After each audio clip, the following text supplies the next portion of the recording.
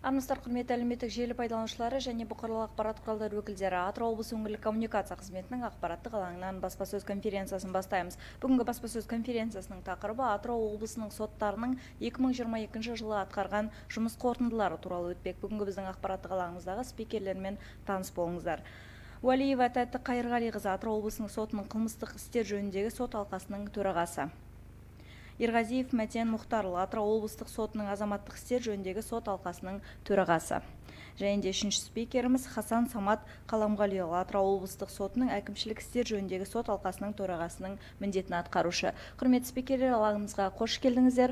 Құрметті әлеуметтік желі пайдаланушылары және бұқаралық ақпарат құралдары өкілдері, Атырау облысы өңірлік коммуникация қызметінің ақпараттық алаңындағы баспасөз конференциясын Атырау облысының әкімдігінің әлеуметтік желілерден тамашалай аласыздар. Сондай-ақ тақырып аясында сауалдарыңыз болса, комментария бөліміне қалдырсаңыздар болады. Сөз сізгіні Мәтен Мұхтарұлы, өзіңізде мархабат.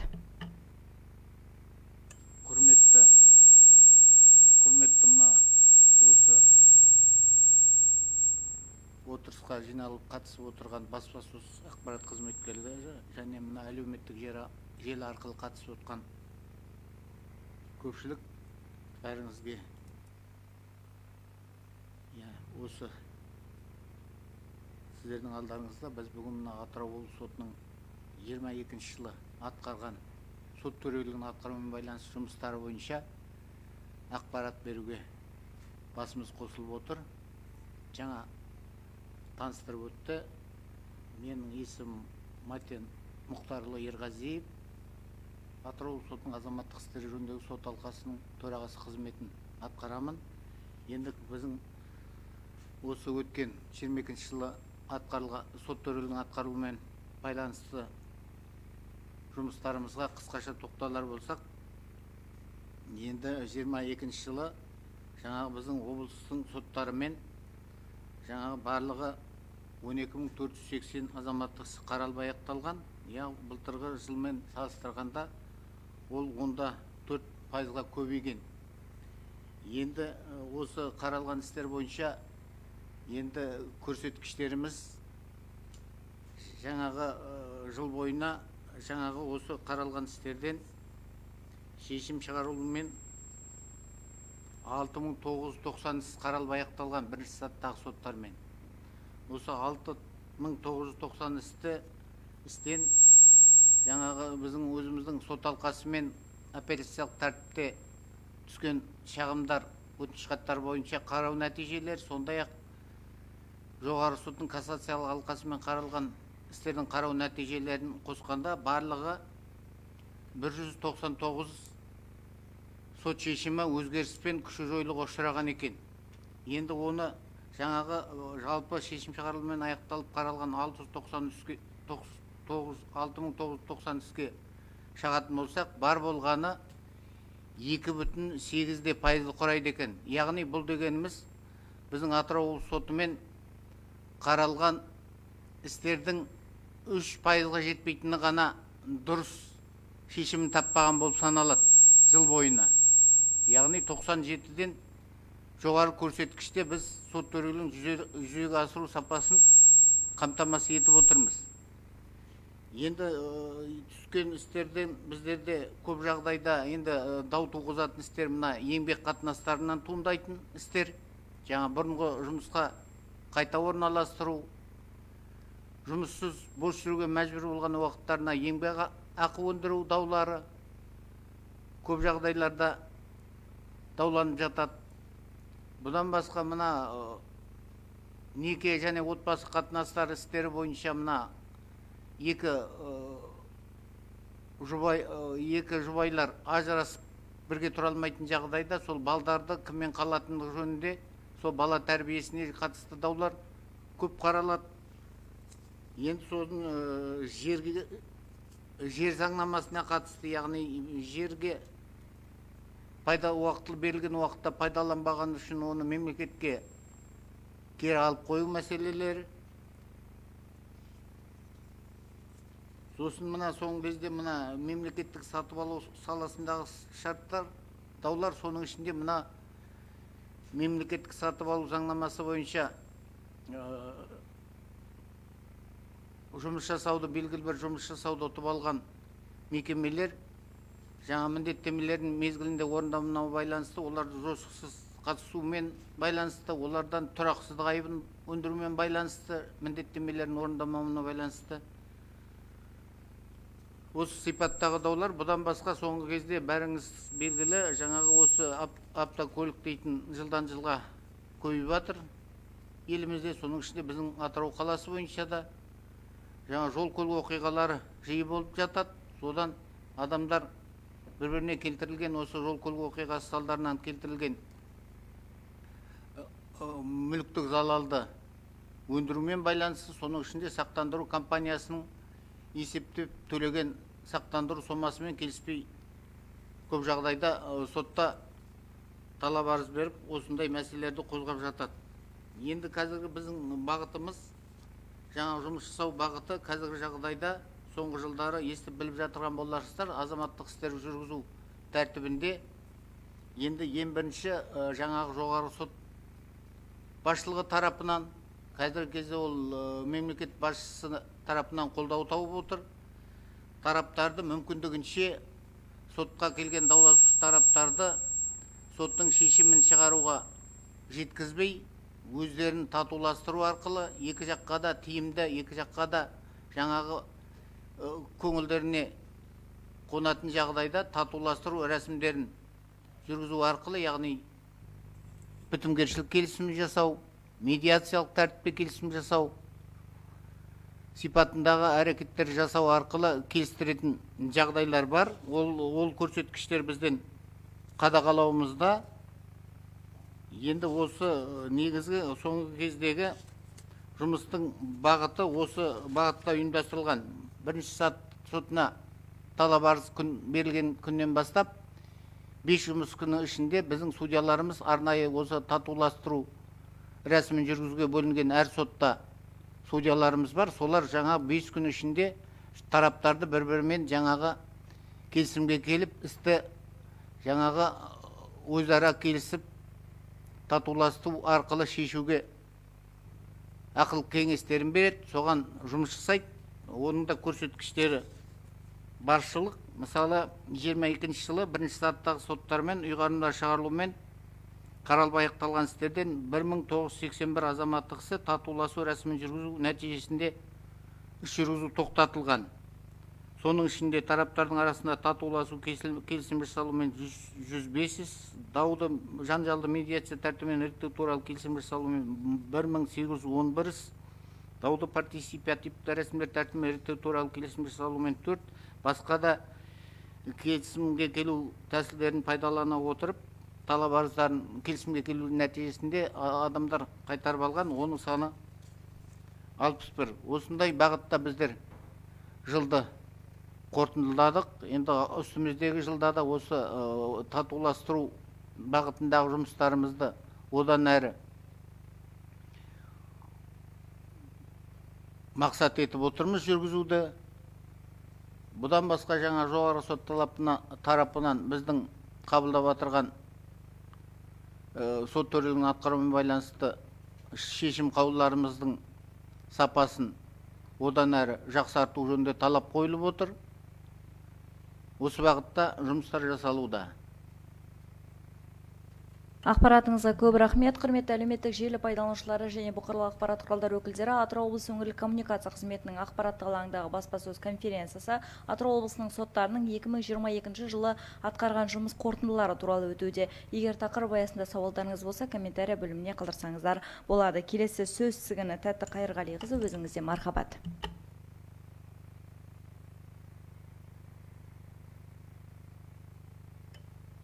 Сәлематсыздар ма? Бүгін брифингта Атырау облысы соттарының 2022 жылдың 12 айындағы қылмыстық істер бойынша сот төрелігін жүзеге асырудың қорытындылары жөнінде тоқталғым келеді. Жалпы атап айтқанда түскен істердің, қылмыстық істердің саны көбею, аяқталған қылмыстық істердің саны азайғаны білініп отыр. Қорытынды бойынша осы мерзімде аудандық және теңестірілген соттарға өткен жылдан қалдықпен бірге 1478 қылмыстық іс түсіп, 1273 тұлғаға қатысты 1085 қылмыстық аяқталған. Яғни өткен жылмен салыстырғанда сотқа келіп түскен істердің саны 58-ге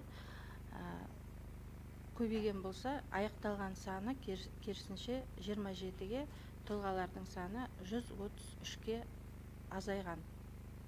Көрсетілген кезеңде сот үкімдері алдыңғы жылға қарағанда азырақ шыққан. Яғни 968 тұлғаға қатысты 817 қылмыстық іс бойынша үкім шығарылған. Өткен жылдың осы кезеңімен салыстырғанда істер саны 60-қа азайып, тұлға саны 110-ға азайған. Соттардың кінәсіздік презумпциясы қағидаты қатаң түрде ұсталатынның бір белгісі ол ақтау үкімдерінің көбеюінен байқауға болады. 2022 жылдың 12 айында 22 тұлғаға қатысты ақтау үкім шығарылған. Бұл алдыңғы жылға қарағанда, бұл мәлімет алдыңғы жылға қарағанда үкімдердің үлесі көбейгенін көрсетеді. Яғни 1,9%-дан 2,3%-ға дейін көтерілген ақтау үкімдердің үлесі. Сонымен қатар облыс соттары татуласу рәсімдерінде өткізіп отыр. 170 тұлғаға қатысты 161 қылмыстық іс өндірістен тоқтатылған. 92 тұлғаға қатысты 79 қылмыстық іс прокурорға кері қайтарылған. Істі басты сот талқылауында қарауға болмайтын заң бұзушылықтар жіберілуіне байланысты. Облыс соттарында медиаторлармен 33 қылмыстық іс қаралып, сотталушылар жәбірленушілермен татуласуына байланысты қылмыстық іс өндірістен тоқтатылған. Бәріңізге мәлім, Атырау облысы жалпы Қазақстанда цифрландыру өте кеңінен пайдаланады, соның ішінде сот саласында кеңінен пайдаланады. Осы есептік кезеңде қаралған қылмыстық істердің 80%-ы электрондық форматта қаралып отыр. Яғни 863 электрондық қылмыстық істер қаралды. Бұйрықтық тәртіпте 32 қылмыстық іс қаралған. Бұл сот отырысын өткізбей, сотталушының арызы бойынша, онша ауыр емес қылмыстар бойынша қаралатын істер. Биылғы жылдың нәтижелерін қарағанда сыбайлас жемқорлыққа қатысты қылмыстық істердің түсуі, қаралуы едәуір азайғаны байқалып отыр. Алдыңғы жылдың нәтижесіне қарағанда 48 қылмыстық іс қаралған болатын болса, биыл тек қана 28 тұлғаға қатысты қылмыстық іс қаралып отыр, сыбайлас жемқорлыққа байланысты. Енді мына қылмыстық істерді қараудағы ең маңызды мәселелерінің бірі ол жаза тағайындау тәжірибесі. Жаза тағайындау тәжірибесі осы 22 жылдың 12 айында алдыңғы жылға қарағанда едәуір гуманистік тарапынан қаралған болып тұр. Өйткені ең қатаң жаза бас бостандығынан айыру жазасы алдыңғы жылға қарағанда азырақ тағайындалған. Облыс соттарының жаза тағайындау тәжірибесі қылмыстық заң талаптарына сай негізінен қатаң жаза, осы бас бостандығынан айыру жазасы ауыр қылмыстарға көбірек тағайындалған. Аса ауыр қылмыстарға 946 сотталған тұлғадан 327-сі бас бостандығынан айыру жазасына сотталған. Бұл 34,6% құрайды. Бұл алдыңғы жыл 2021 жылдың қорытындысы бойынша 400 адам бас бостандығынан айыру жазасына сотталған болатын. Ол 37,1% құраған. Яғни атап айтқандай, жеңіл жаза түрлерін соттар көбірек пайдаланған.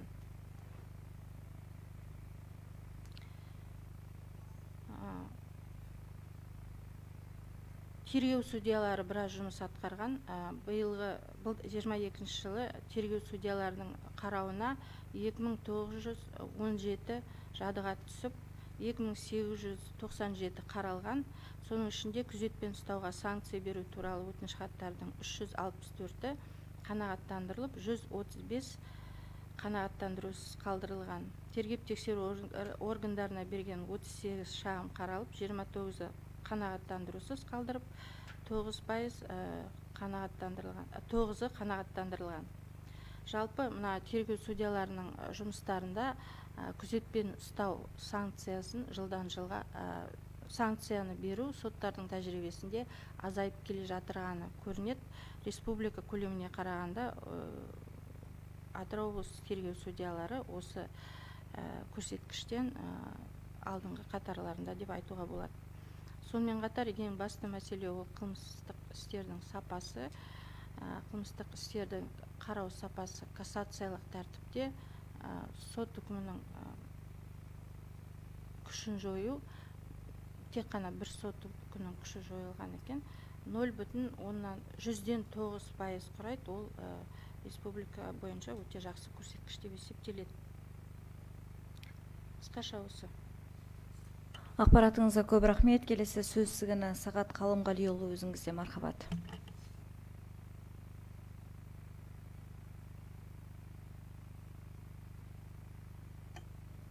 Саламатсыздар ма? 2021 жылғы 1 шілдеден бастап барлық республиканың барлық облыстарында Атырау облыстың жалпы облыстың мамандандырылған әкімшілік соттары құрылған болатын. Осыған байланысты біздің облыста да осындай соттар құрылды. Яғни айтқанда 2021 жылы бұл сот 6 ай ғана жұмыс жасады, ал 2022 жылы 1 жыл жұмыс жасады. Сондықтан да мен салыстырмалы түрде емес, осы 2022 жылғы істелінген шаралар жөнінде тоқталып өтейін. Жалпы Атырау облыс соттарында барлығы 750 әкімшілік іс қаралған. Аяқталған істердің 320-сы шешім шығарумен аяқталған. Оның ішінде 239 немесе 74,7% әкімшілік іс бойынша талап арыз қанағаттандырылған. Ал қалған 81 іс бойынша немесе 25,3% қанағаттандырудан бас тартылған. Осы 2022 жылғы көрсеткіш бойынша келіп түскен арыздардың 108 немесе 13% бойынша әкімшілік істері бойынша татуласу рәсімдері қолданылған. Осы 103 медиациялық келісімді бекіту туралы 4 бітімгершілікке келу арқылы және 1 партисипаттық келісімді бекітумен аяқталған. Сонымен қатар аудандық және оған кеңестік соттармен 2022 жыл барлығы 31 жеке ұйғарым шығарылған.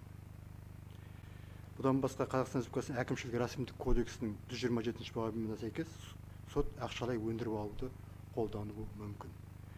Осыған байланысты 2022 жылы 9 ақшалай өндіріп алу шығарылған және оның барлығы орындалған, ал 2021 жылы 18 ақшалай өндіріп алу шығарылған болатын. Бұдан басқа әкімшілік істер жөніндегі сот алқасымен 275 сот алқасына келіп түскен және 22 іс 2021 жылғы қалдық бойынша қаралған. Оның ішінде апелляция шағым бойынша 189 және өткен жылымыз қалдықта 18 қалдыққа қалған. Осы аталған кезең ішінде апелляциялық сот алқасымен барлығы 170 іс қаралып аяқталған. Аяқталған істер бойынша 127 іс бойынша шешім өзгеріссіз қалдырылған. Барлық қаралып аяқталған шешімдердің 16% немесе 18 шешім күшін жойған және 3 шешім медиациялық келісім бекіту арқылы тоқтатылған. 6 апелляциялық шағым берушімен кері қайтарып алынған, 13 іс қараусыз кері қайтарылған. Жеке шағым бойынша апелляциялық сатымен 101 іс бойынша жеке шағым түскен. Осы жеке шағымдар бойынша 23 бірінші сотының 23 ұйғарымы күші жойылған, 2 ұйғарым өзгертілген. Апелляциялық сотымен сонымен қатар 9 жеке ұйғарым шығарылған. Ақшалай өндіріп алу бойынша бір факті айтуға болады. Яғни айтқанда сот процесін, соттық процесін және әкімшілік рәсімдік процестік кодекстің нормаларын бұзған үшін бір тұлғаға ақшалай өндіріп алу жөнінде ұйғарым шығарылған. 3 әкімшілік іс бойынша татуласу рәсімінде жүргізілген және бұл шешім балық шығарумен аяқталған істердің 0,19%-ын құрайды. Рахмет. Ақпаратыңызға рахмет. Құрметті әлеуметтік желі пайдаланушылары және бұқаралық ақпарат құралдары өкілдері, Атырау облысы өңірлік коммуникация қызметінің ақпараттық алаңынан Атырау соттарының 2022 жылы атқарған жұмыс қорытындысы тақырыбындағы баспасөз конференциямызды әрмен қарай жалғастырамыз. Егер тақырып аясында мамандарымызға қояр сауалдарыңыз болса, комментарий бөліміне қалдырсаңыздар болады. Келесі кезекте алаңға жиналған бұқаралық ақпарат құралдары өкілдері сауалдарыңыз болса. Рахмет. Олай болса, әлеуметтік желі арқылы келген бұқаралық ақпарат құралдары өкілдерінің сауалдарын қоюға рұқсат етіңіздер. Атырау газетінің журналисті Рита Өтеуғалидан келген сұрақ. 2 сауал келген екен, ең алдымен біріншісін оқиды. Мемлекет басшысы Қасым-Жомарт Тоқаев жаңа Қазақстан құруда заң үстемдігіне жете мән беріп отыр. Конституциялық өзгерістер мен толықтырулар аясында заң жобасына байланысты сіздердің пікірлеріңіз қандай?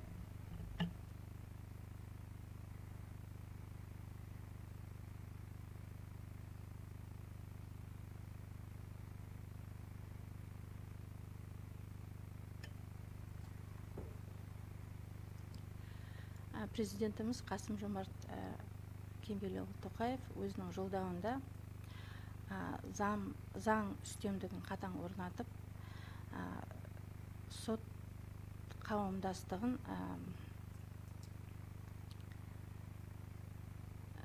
кәсіби білікті, адал, сыбайлас жемқорлықтан таза судьялармен қамтамасыз ету жөнінде және сонымен қатар судья лауазымына үміткерлерді іріктеу мәселесіне өзгерістер енгізу жөнінде мәселе қойған. Енді осыған орай елімізде қазір біраз жұмыс жүріп жатыр. Конституциялық заңдарға өзгерістер енгізу жөнінде. Қазір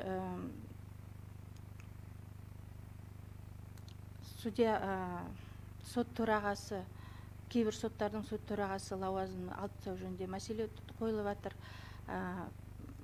Алдағы уақытта аға судья деген лауазым енгізілуі мүмкін. Бұл енді соттарды іріктеу мәселесінде жоғарғы сот кеңесінің өкілеттілігін көбейтіп жатыр. Кейбір жоғары сот төрағасының өкілеттігіне кіретін мәселелер, олар қазір жоғары сот кеңесіне берілу жөнінде заңдар дайындалып жатыр. Бұл заңдардың бәрі сот тәуелсіздігін дамыту үшін жасалған. Сондықтан әрине біз ол конституциялық заңға өзгерістерді қолдаймыз. Атап өту керек, көптен бері жалпы реформалар деген бірнеше жылдың ішінде біздерде жүріп жатыр ғой, қарқынды жүріп жатыр деп айтуға болады. Қазір заңдар өзгеріп, соттардың жүктемесі азайды, әкімшілік юстиция енгізілді, кадр мәселесін шешілу жөнінде жариялылығы, алқабилермен қаралатын істердің соттылығын кеңейтілді, сот жүйесінде электрондық цифрландыру қарқынды түрде өтуде. Мысалы, цифрландыру мәселесі біздер келетін болсақ, соттар, Қазақстан Республикасының соттары цифрландыру жөнінен 4-ші орында екен әлемде. Осы цифрландыру арқылы қандай болмасын істің мән жайын өзгертуге, тараптарда, сотта өзгертуге мүмкіндігі жоқ. Әрбір сот отырысы аудио бейне жазба арқылы жүргізіледі. Сондықтан соттағы мән жайларды бұрмалауға мүмкіндік берілмейді. қазір дайындалып отырған өзгерістерде сол соттың жұмысын жақсартуға, соттың беделін көбейтуге арналған, сондықтан осы заңдар қабылданып, сот жұмысы әрі қарай дамиды деп есептеймін. Рахмет. Атырау газетінің журналисті Рита Өтеуғалидан келген екінші сауал. Қарапайым халық әлі де сот атауын естігенде үрке қарайтыны жасырын емес. Осы көпшіліктің сот төрелігіне деген сенімін нығайту үшін не істеу керек деп ойлайсыздар?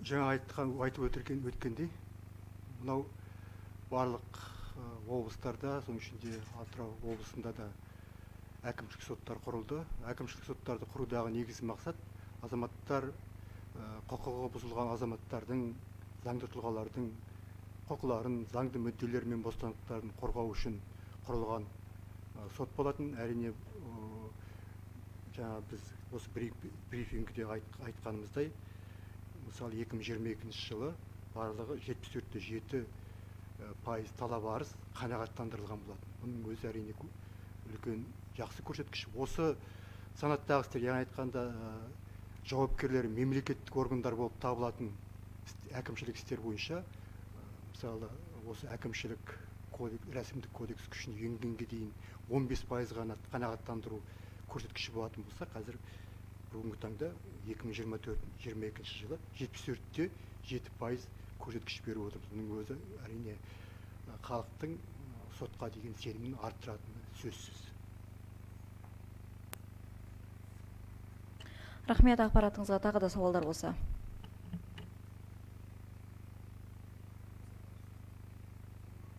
Сарма, жаңа Атырау газетінің журналисті Рита Өтеуғали.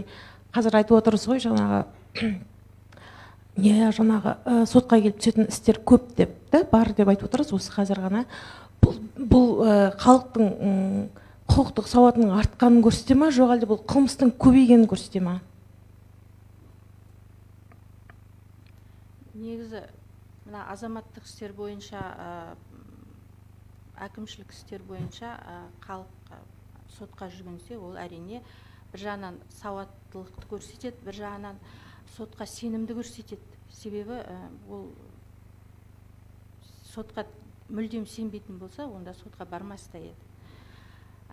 Қылмыстық істердің, қазір мен айтып отырмын, 2022 жылдың қорытындысы бойынша қылмыстық істердің саны, қазір қаралған, аяқталған істердің саны азайып отыр. Жалпы ол біздің аймақтағы ахуалды көрсетеді тек қана. Қылмыстың жағдайын көрсетеді, қылмыс жасаудың жағдайын көрсетеді.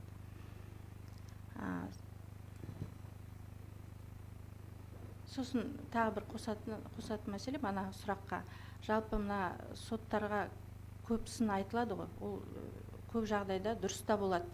Бірақ дей тұрғанмен біздің сот саламызда өте көп жаңалықтар болып жатыр, көп жұмыс жасалып жатыр, оны да білу керек, оны да байқау керек. Мана айтып кеттім, цифрландыру деген, біздер әлемдегі рейтинг бойынша 4-ші орындамыз. Яғни біраз жұмыс мемлекетпен сот саласында осы жариялықты көтеру жөнінде өте көп жұмыс жасалып жатыр. Қазір мына төрелік деген ақпарат бар, ақпараттық бағдарлама бар. Сол ақпараттық бағдарлама әрбір сотқа қатысушыға қылмыстық істің, азаматтық істің қозғалысын қалай жүріп жатырған, қандай өзгерістер болып жатырған үйден шықпай қарап отыруға мүмкіндік береді. Ол сот, біздің сот саласы, мына Қазақстан Республикасының сот саласы сондай батыл қадамға барып отыр. Мысалы, көп елдер ондай мүмкіндік бермейді сотқа қатысушыларға. Біздерге былай соттың тәжірибесін, Қазақстан Республикасының соттарының тәжірибесімен танысу үшін, үйрену үшін көп елдер келеді. Осы жақтарында негізі атап өткен дұрыс деп есептеймін. Себебі кәдімгідей адамдардың құқықтарын қамтамасыз ету үшін көлемді жұмыс жасалып жатыр. Сонымен бірге енді әрине сот саласында ешқандай кемшілік жоқ деп айтуға да болмайды. Енді кемшіліктер болады. Қазір өрескел заң бұзушылыққа жол берген адамдарға, судьяларға қатаң жауапкершілік көзделіп отыр. Әрбір іс сот жүйесінде қаралады деген өзгерістер болуы мүмкін. Енді қазір қаралып жатыр. Осындай жағдайлар бар.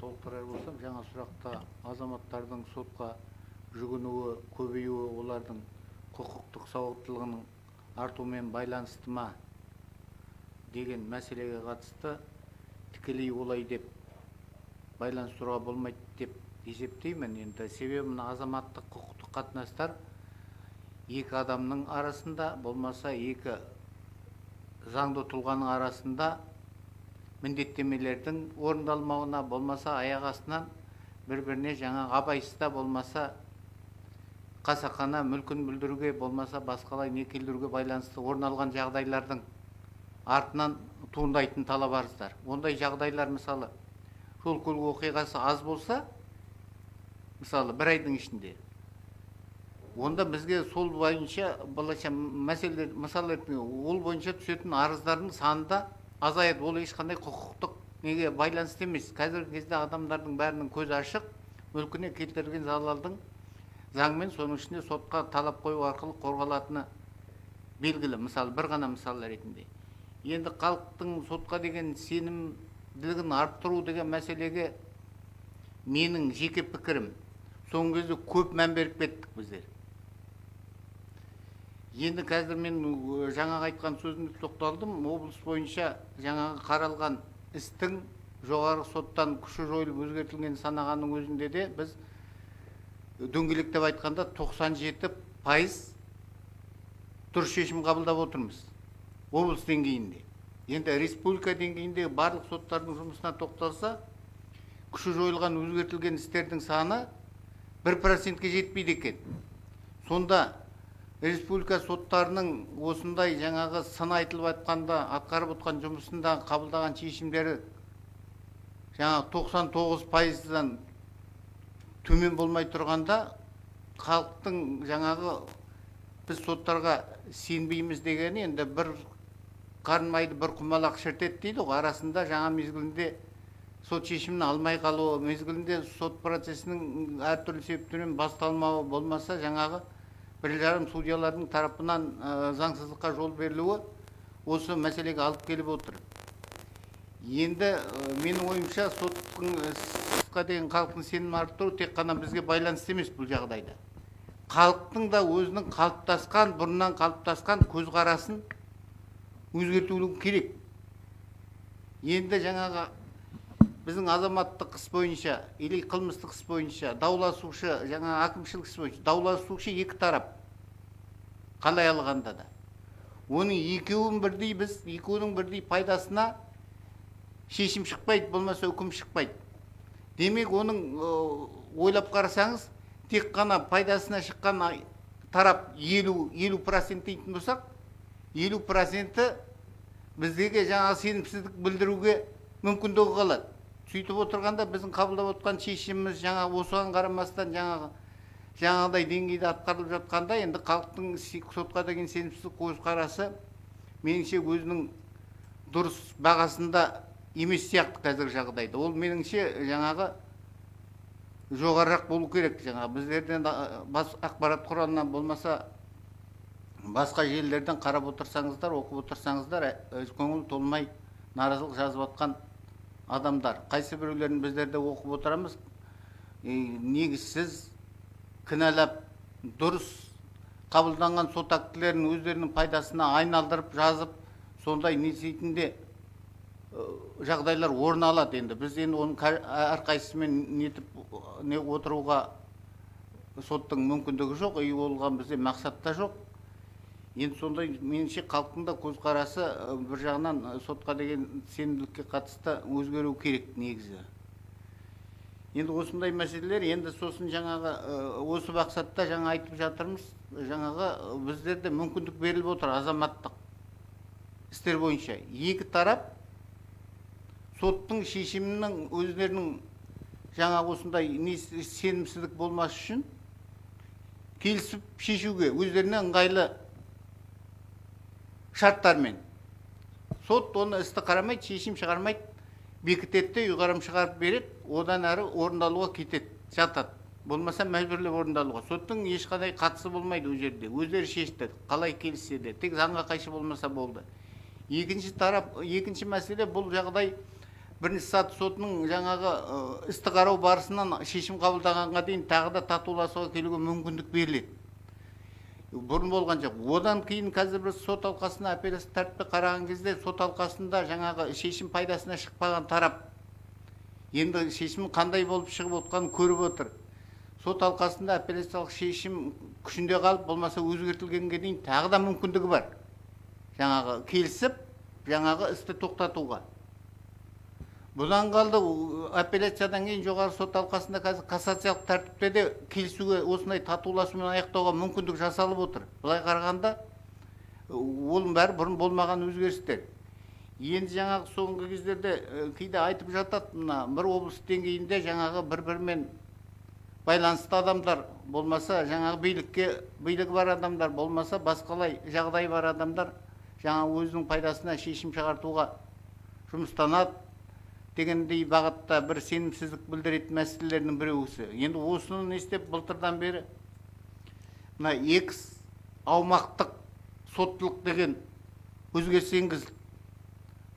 Мысалы, Атырау облысының соттары болмаса, белгілі бір аудандағы соттар жаңағы біреудің ыңғайында кетіп шешім қабылдайды дейтін несі болса, екі тарап келісіп басқа облысқа осы істің соттылығын ауыстыру арқылы басқа облыста қаратуға мүмкіндігі бар. Ешқандай қатысы жоқ, Атырау облысы емес, не арқылы олғанда ешкім білмейді, ол да автоматты түрде бөлінеді.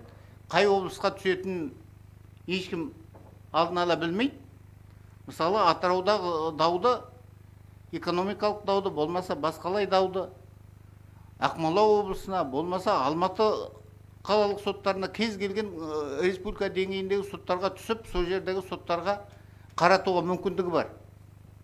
Бұл мүмкіндік және апелляциялық тәртіпте жаңағы шағым қаралуға келген кезде де ондай мүмкіндікті пайдаланып, егер Атырау облысының қараған соттарының судьяларының шешіміне біз қанағаттанбаймыз, оны Атырау облысы сотының алқасы сол күйінде қалдырады дегендей негіздері болатын болса, оған да мәселе қойып, біздің алқаға түскен апелляциялық тәртіпте қаралуға мүмкін жататын істі басқа облыстың апелляциялық сатысы сотына жіберу жөнінде жаңа X аумақтық соттылық пайдалану мүмкіндігі бар. Осылардың бәрі біздің жоғары сот тарапынан жаңағы халықтың сотқа деген сенімін не қатысты күдік болмас үшін жасалып жатқан шаралар.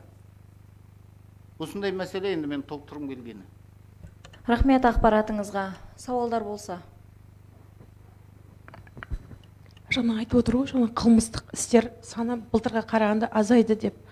Сол жаңа аз цифрдың ішінде қазір қай қылмыс түрі көбейіп отқаны? Қылмыстық істер, түскен қылмыстық істердің ішінде ауыр қылмыстар көп. Ауыр қылмыстар ұрлық, тонау, мүлікті иемденіп кету, сосын алаяқтық өте көп. Осы қылмыстар. Рахмет, осы жерде бір нақтылау сұрағын қойсам. Жаңа өзіңіз атап өттіңіз, осы алаяқтық көп деп. Бүгінде жалпы әлеуметтік желінің үстемдік билеген заманында алаяқтық бойынша зардап шеккен адамдардың сотының оң нәтиже тапқаны нешеу, және де манағыда әлі нәтижені күтіп отырғандардың саны нешеу? Енді мен нақты прям мынандай істер бойынша осындай деп статистиканы қараған жоқпын, бірақ алаяқтық істер қазіргі уақытта өте көп, және енді олар басым көпшілігі алаяқтық іс бойынша ақтау үкім шығарылған жоқ. Рахмет, ақпаратыңызға көп-көп. Жаңағы қаншалықты жәбірленушінің құқығы қорғалып жатыр дейсіз ғой, енді қылмыстық іс бойынша алаяқтық жасаған адамға үкім шығарылады тиісінше. Енді ол үкім шығарудан басқа жәбірленуші оның алаяққа жаңағы айырылып қалған дүния мүлкінен болмаса меншігіндегі ақшасынан қайтару мәселесі ғой енді оған керегі. Сол мәселеге келгенде шындығын айту керек. Жаңағы адамдардың несі барлық жағдайда жаңағы соттың үкімі шыққанымен, шешімі шыққанымен айырылып қалған дүниясын алу жағдайында мәселе көп. Себебі жаңағы өздеріңіз білесіздер, естіп жатырсыздар, алаяқтың бір соңғы кезде көп орын алған жағдайы мына банктық қарызды онлайн режим арқылы рәсімдейді. Оған енді алаяқтық араласқан жағдайда жаңа банктың былай қарағанда кінәсі жоқ. Алаяқтық жаңағы қарыз алушыны жаңағы өзінің несіне жетегіне ілестіріп, сол арқылы әрекеттер жасау арқылы мысалы кредит алғызады да оны жаңағы өзінің есеп шотына аударып алады. Былай қарағанда жаңағы содан кейін мәселе оны қылмыстық жауапкершілікке тартуға туындайды. Қалды азаматтық тәртіппен жаңағы кредиттік шартты жасалған жарамсыз деп тану, сосын банктен ақшасын сұрайды. Мәселе қояды. Біздер көмектесе алмаймыз, себебі ол онлайн режимде өзінің несімен, ниетімен жасалған әрекет, барлық шарттарын бәрімен келісіп, жаңағы тиісті несін жауабын беріп басып, жаңағы сондай тәртіппен жасалған шарт болғандықтан ол жайдан жай жарамсыз деп танылмайды. Сәйкесінше енді банктың кінәсі болмағандықтан банктен ол ақшаны өндіре алмайды. Енді айналып келгенде жаңағы сотталып кеткен адам қалады. Оны жаңағы кейбір жағдайда табылмауы мүмкін, ол адам мүмкін. Ал табылған күнде де ол ақша алған адам ақшаның бәрін жоқ қылды. Оны енді қанша жыл ода жаңа ақшаны күтуге тура келеді. Сондықтан енді тыңдап отырған адамдар болса, бәрімізді халықпыз, сондай жағдайларға барлық жерден беріліп отырған ескертпелерге құлақ асып, сондай жаңағы телефон арқылы жаңағы неден кредит аштырудан аулақ болып, мүмкіндігінше ақыр қажет болса тек қана банктерге барып, осы кредит ашу мәселесін жаңағы шартына отырған жөн адамдарға. Осындай алданып қалып, арты осындай жағдайға ұшырамас үшін. Ақпаратыңызға көп рахмет. Мына қаржы пирамидаларға қатысты қылмыстық істер көп. Мына өсім ақшадан өсім алам деп адамдар алданып қалады. Көптеген миллиондап ақшаларын жоғалтып жатыр. Әрине кінәлі адамдар сотта қаралған жағдайда олар жазасын алады, бірақ келтірілген зиянды табу ол өндіріледі заң бойынша, үкім бойынша, бірақ ол қалпына келтіру өте қиын. Себебі сотталушының ешқандай мүлкі табылмайды, қаражаты табылмайды, одан өндіріледі, ол бәлен жыл төлегенше қамауда отырады, бас бостандығынан айырылады. Енді зиянды өтемеген жағдайда сондай бір зиянға қалып қояды жәбірленушілер. Осындай жағдайлардан сақ болу керек. Ақпаратыңызға көп рахмет, құрметті спикерлер. Алаңымызға келіп ақпаратпен бөлісіп, сауалдарға жауап бергендеріңіз үшін алғыс білдіреміз. Алдағы уақытта жұмыстарыңызға сәттілік тілейміз. Олай болса, құрметті көрермендер, Атырау облысы өңірлік коммуникация қызметінің ақпараттық алаңынан Атырау соттарының 2022 жылы атқарған жұмыс қорытындылары тақырыбындағы баспасөз конференциямызды аяқтаймыз. Назарларыңызға көп рахмет. Аман сау болайық.